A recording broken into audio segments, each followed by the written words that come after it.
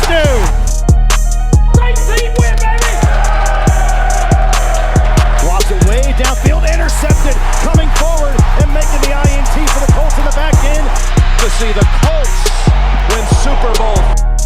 Hey, win on three! 1, 2, 3, win! Welcome back to the channel. This is Marcus Sniffles, and we're here to talk a little bit about the Pro Bowl, the owner talking, some of the young players, and Philip Rivers. So let's start with Philip Rivers real quick. On this channel, I have been a little bit harsh about his play, about the idea of him even coming into the team and playing and being a starter, and how we've looked these last 3 weeks with him as the starter. I want to kind of just put it out there that, like, as an NFL story, the Philip Rivers story is very cool. Like, if you just look at it as an objective NFL fan, a fan of football, to see a Hall of Fame semifinalist that had been retired for 5 years, that had the potential of being a first ballot Hall of Famer, come back out of retirement and play 3 games and, you know, have an opportunity to lead a team to the playoffs. On paper, that is a great story. That's a great story. Anybody would, you could send that to Disney or Warner Brothers or whoever, Netflix, and they would write that up and say, like, here's a heartwarming story of an old man trying to, one last run. Like, good story. Heartwarming. As an NFL sports story. As a Colts fan, as someone who had to watch these games, not as heartwarming as I would like.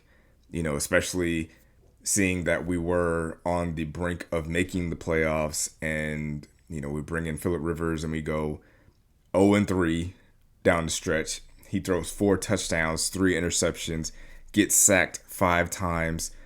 I believe he averaged 181 yards a game, and it's just not winning football. Like, you could just watch him and tell, like, he is laboring to get the ball down the field. Even just 10 yards up the field, it's like, wow. Physically, he just doesn't have it. Now, mentally, and this was kind of the part that annoyed me a little bit, is how people really spoke on the mental aspect of his game, which was fantastic. Like, him at the line of scrimmage, calling out protections, blah, blah, blah. Like, he was in the NFL for damn near 20 years. So obviously he has seen a lot. He knows a lot. That's cool. You also have to have the physical ability. You can have it mentally up here all day, but that's the thing when it comes to getting older, especially as professional athletes. You're never going to lose it up here. You'll never lose it mentally. It's all about, can you do it physically? Like, I guarantee you could call Peyton Manning right now, tell him to go on that field and diagnose a defense, and he would be able to do it to a T. You could do the same with Drew Brees, Tom Brady, Brett Favre, even probably Dan Marino. But can you physically get the ball to where it needs to go in time before the defensive player does something, or before you get sacked, or under pressure, or on the run? Or can you step up in the pocket, step up into a throw? Or do you have the arm strength to throw it off your back foot? Can you throw it past 20 yards? It's the physical aspect that forces people into retirement, not the mental thing. Mentally, it's always going to be there. So I don't want to just make it seem like I've just been shitting on Philip Rivers his entire time here, the second time around. It's a cool story as an NFL sports fan, but as a Colts fan, it was tough to watch, because it's just like a lot of people focused on the actual story of it and not his play, and it felt like we weren't allowed to be honest about the way he was playing without it coming off as us being haters. And it's like, no, he physically can't do it. Like, he threw 2 game-ending interceptions. He made a check at the line that he had made earlier in the game, and even the announcer called it. He was like, hey, he made that call earlier in the game. The linebacker's going to jump this pass. Just like that, the linebacker jumped it, pick 6. Like, he didn't play that well, guys, and it's okay for us to say that. Now, going forward, I kind of want to touch on the Pro Bowl selections. Those were announced last week. Jonathan Taylor, first team Pro Bowl. I don't think they do first or second team, but he's a Pro Bowl starter for the AFC. Jonathan Taylor is going to finish in the top 2 bare minimum in rushing. He leads the NFL in touchdowns. This is his 3rd Pro Bowl, which is pretty awesome. It's awesome to watch the kind of year he had, especially at the beginning of the season. He was in the conversation for being the MVP, possibly winning Offensive Player of the Year. Great player. Love watching him run the ball. I just think he kind of either wore down towards the second half of the season, and then once Daniel Jones became limited, and then you bring in Phillip Rivers, who is even more limited, defenses tend to key on your best player, which was Jonathan Taylor, and kind of neutralize him a little bit. So hopefully this wasn't the last, great season we get out of Jonathan Taylor. Hopefully next year he can kind of get back to that. Quenton Nelson made his 8th straight Pro Bowl as a starter. Like, we're talking every year of his career, he's been named a Pro Bowler. That's an incredible streak. That's an incredible feat. Like, I feel like we sometimes take for granted what Quenton Nelson has done and what he has been doing as an offensive guard, as an offensive lineman for this team, and how he has changed the culture as far as toughness up front, being a more stable running team, a better pass protection team. He is on track to being a first ballot Hall of Famer. You don't come out of the gate with 8 straight Pro Bowls and multiple All-Pros, multiple first-team All-Pros, and not be a Hall of Famer. And this is kind of along the lines with Jonathan Taylor was like, we have these elite, like that's an elite player. Quenton Nelson is an elite player. He is arguably the best guard in the NFL and has been that for at least 8 years. He's always in the conversation like, hey, who's the best offensive lineman in the league? Who's the best guard? Quenton Nelson. You're not naming 3 guards that are better than him or more productive than him. That's an elite player. The same with Jonathan Taylor. And it's a thing where you don't want to waste the careers of one surefire Hall of Famer and another most likely like a Ring of Honor kind of player, maybe in a conversation for the Hall of Fame, depending on how things go. I'm going to go ahead and tell you guys something. About 90% of you guys that watch this video are not subscribed to the channel. Don't be a weirdo. Subscribe to the channel. Don't be part of the 90%. Be a part of the 10%. And let's get that 10% to 90%. So 90% of you guys that are watching are actually subscribed. That would help me out a lot. Cost you nothing. It's free and I'd appreciate it. You just don't want to waste that. And when it comes to, someone else whose career is just now getting started, Tyler Warren was named a Pro Bowl alternate. Now, the tight ends that were named over him as starters, Brock Bowers and Travis Kelce. Me personally, I think Tyler Warren should have been a Pro Bowl starter, probably over Brock Bowers. I think Brock Bowers got in there off of name recognition alone because last year he had an insane rookie season. He had like 100 catches, 1,000 yards, 10 touchdowns, something ridiculous as a rookie. And I think that just kind of rolled over. You could probably make that same case with Travis Kelce, name recognition, Swifties playing on a championship caliber team. Like your name is always going to be in consideration for the Pro Bowl. But if you just look at the numbers, Tyler Warren had 71 catches, Brock Bowers 64, Travis Kelce 73. Tyler Warren had 791 yards, Brock Bowers 680 yards, Travis Kelce 839 yards.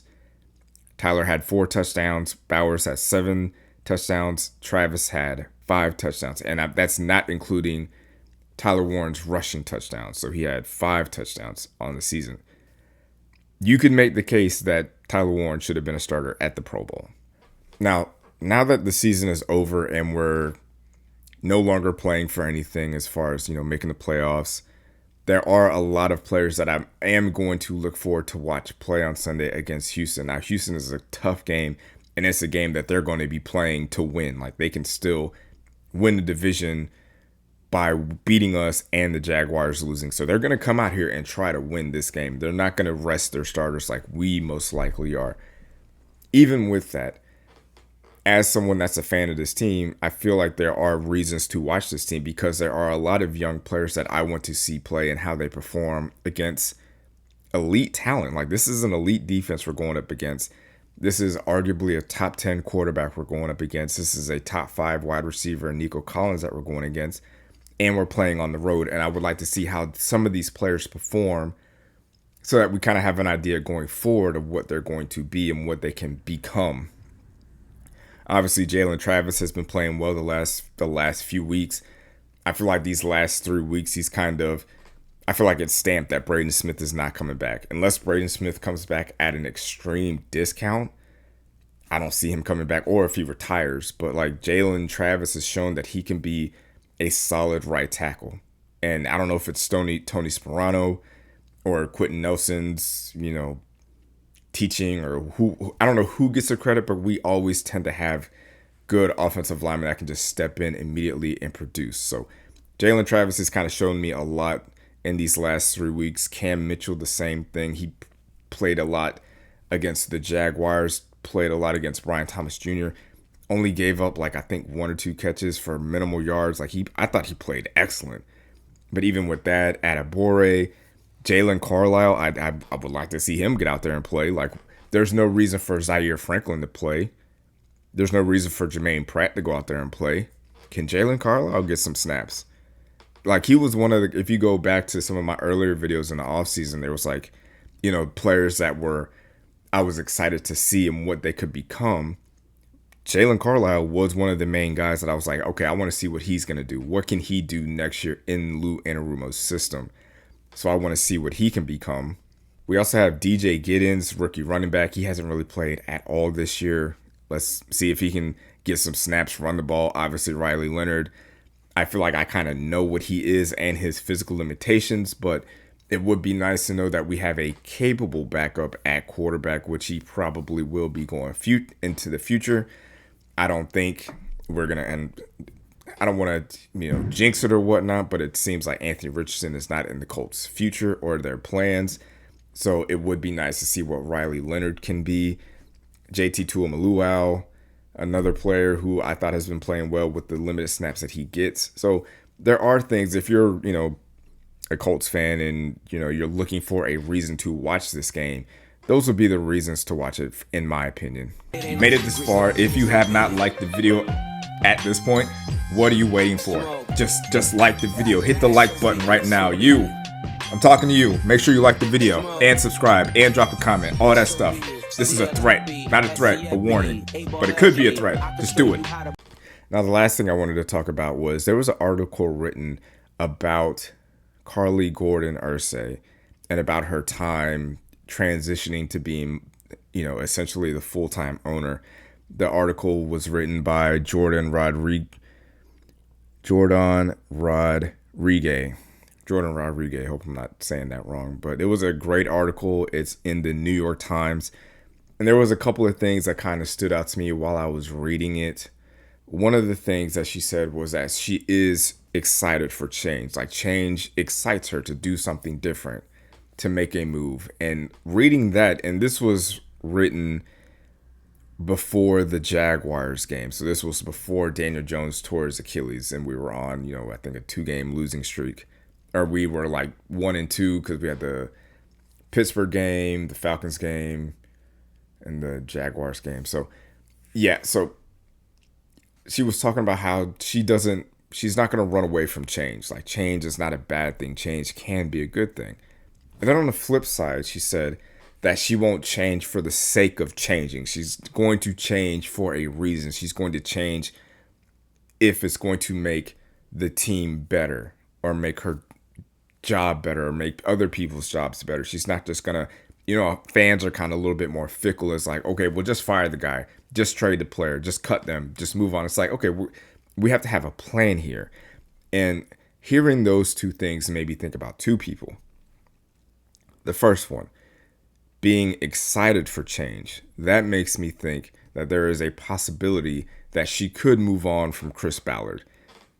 She kind of got into really stepping into ownership position while her father was alive during the Chris Ballard era. So she has seen a lot. She's been in draft rooms. She's seen, Andrew Luck retiring, trying to find a quarterback, trading up for players, trading draft picks, trading down, cutting players. If you look through the 9 years that Chris Ballard has been here, he's pretty much done any and everything a general manager could do. So she's kind of seen a lot in these 9 years. But there's also the idea that this is not what you want to see. Maybe this is what you were used to seeing. Maybe this is what you were, your dad was comfortable dealing with and putting up with. But now it's kind of your turn to put a spin on this and to possibly change for the better, make this team better. And then when she said she's not going to change for the sake of changing, that makes me think that Shane Steichen is safe.